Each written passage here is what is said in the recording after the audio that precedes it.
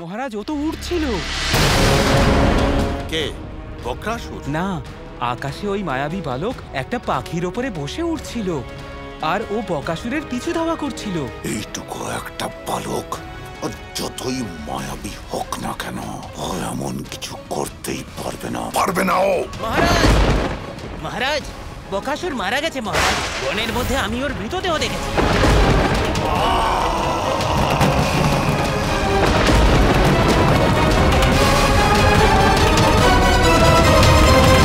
যদি এটা সত্য হয়, তাহলে আমি মহাবলী কংস কখনোই মথুরাতে দোল পালন করব না।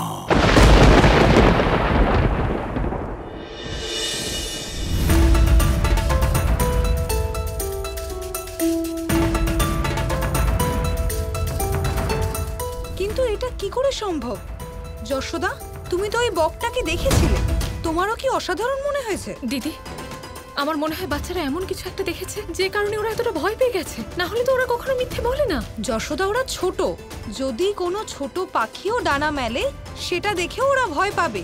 আমাদের বিশ্বাস করো, আমি বলতে চাইছি যে আমার মতিভ্রম হতেই পারে, কিন্তু সবার একসাথে তো আর মতিভ্রম হতে পারে না।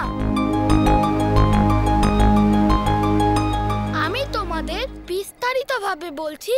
আমরা সবাই যমুনা নদীর ধারে ওই বক পাখির সাথে খেলতে গেছিলাম, আর হঠাৎই ও দড়ি ছিঁড়ে আকাশে উড়ে গেল। ও যখন আবার ফিরে এলো তখনও ছোট ছিল, কিন্তু দেখতেই দেখতে আমার চোখের সামনে ওর আকার বড় হতে থাকলো।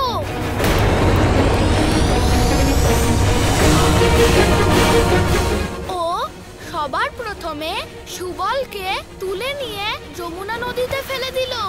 কি? সুবল? তারপর ও যখন মধুমঙ্গলকে দেখলো তখন মধুমঙ্গলের পিছনে দৌড়ালো। তারপর মধুমঙ্গলকে ওর পায়ে আটকে মধুমঙ্গলকেও নদীতে ফেলে দিল।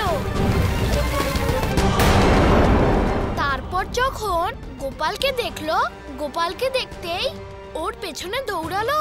তারপর গোপালকে যখন ধরে নিল তখন আমাদের গোপাল বড় সাহসের সাথে মোকাবেলা করলো আর ওই ভয়ঙ্কর বককে তাড়িয়ে দিল।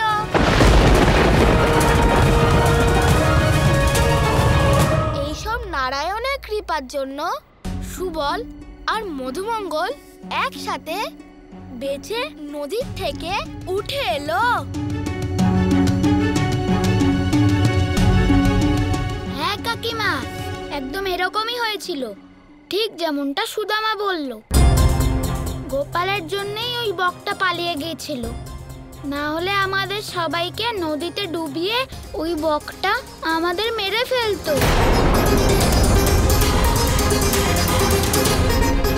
না না সুবল, এরকম বলো না সোনা। নারায়ণের কৃপা সবসময় তোমাদের সাথে থাকুক। আমার তো ওই বকিস কাকাকে সুবিধার বলে মনে হয়নি, না ওই বককে সুবিধার বলে মনে হয়েছে। তার মানে আপনাদের কথার মানে হলো এটাই যে যা কিছু হচ্ছে তা বকেশের জন্যই হচ্ছে, আর নয়তো ওনাকে দিয়ে কেউ করাচ্ছে। কিন্তু কে করাচ্ছে? কংস।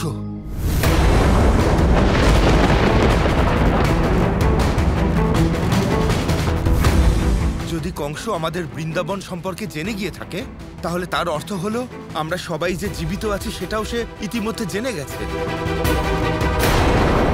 দেখুন, আমি জানি না যে কি হয়েছে বা কিভাবে হয়েছে, কিন্তু একটা কথা নিশ্চিত যে এখন যা পরিস্থিতি আছে সেটা স্বাভাবিক নয়। তাহলে এর অর্থ হলো যে কংস আমাদের বিষয়ে জানতে পেরে গেছে। এবার আমরা কি করব প্রধান মশাই? যদি এরকম হয় তাহলে আমরা কেউ এখানে সুরক্ষিত থাকতে পারবো না, কংস আমাদের ছাড়বে না। সবার প্রথমে আপনাদের একটা কথাই বলতে চাই যে কেউ ভয় পাবেন না, আমাদের শুধু সতর্ক থাকতে হবে।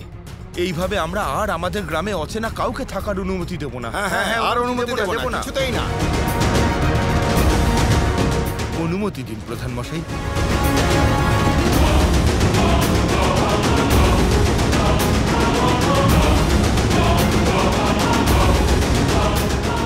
গোপাল, কংস মামার জন্য সমগ্র বৃন্দাবনবাসী আবার ভয় পাচ্ছে।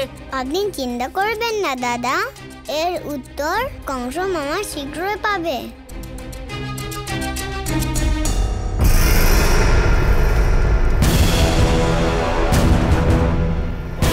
আকাশে ওই মায়াবী বালক একটা পাখির ওপরে বসে উঠছিল আর ও বকাসুরের পিছু ধাওয়া করছিল।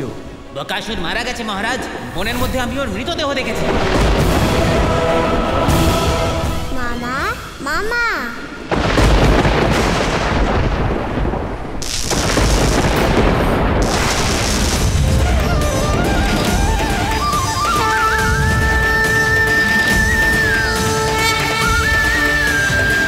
ওখানে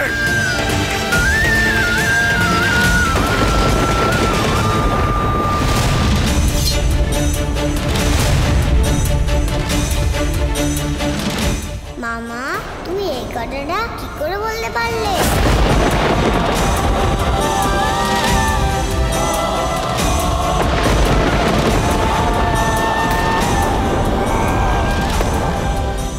তুমি তো আমার মনটাই ভেঙে দিলে।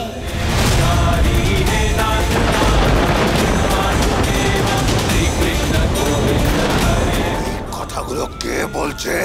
সামনে এসো কাপুরুষ। আমি শুনলাম যে তুমি হোলি খেলবে না বলেছো। কে কথা বলছো? কে তুমি? তুমি হোলি খেলবে না তা কি করে হয়? এবার তো আমি তোমার সাথেই হোলি খেলবো। তুমি হোলি খেলবে কি না সেই সিদ্ধান্ত তুমি নয়, আমি নেব। মামা, মামা,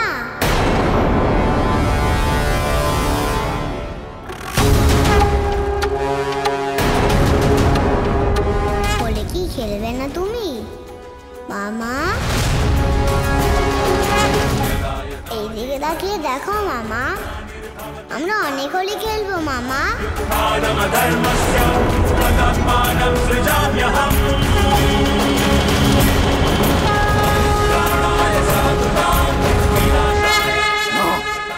হতে পারে না।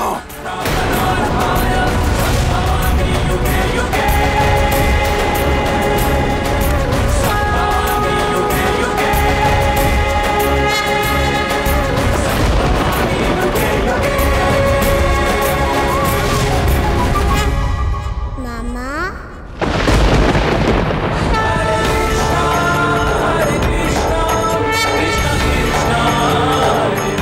এইবারের হোলি আমি তোমার সাথেই খেলবো।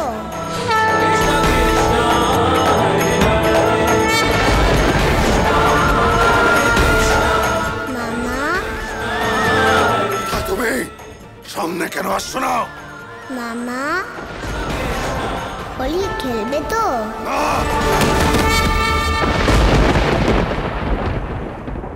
না, এ হতে পারে না। ও সব কি ছিল?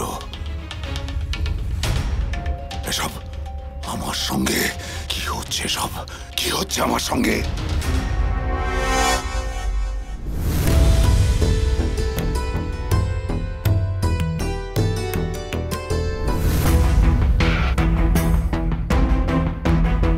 যখন ও গোপালকে দেখলো তখন ও গোপালের পেছনেই দৌড়াতে লাগলো।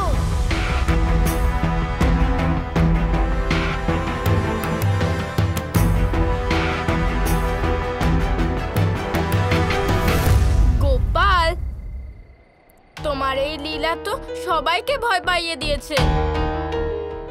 আমি তো ভেবেছিলাম যখন মামা কংস বক্রাসুরের মৃত্যুর খবর পাবে তখন আমাদের সবার খুব আনন্দ হবে, কিন্তু এখানে তো সবাই উদাস হয়ে পড়েছে।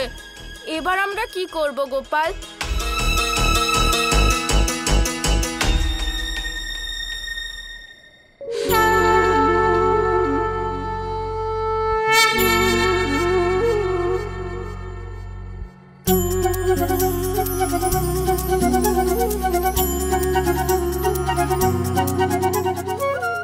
সবার প্রথমে তো সকলের নিরাশা দূর করতে হবে।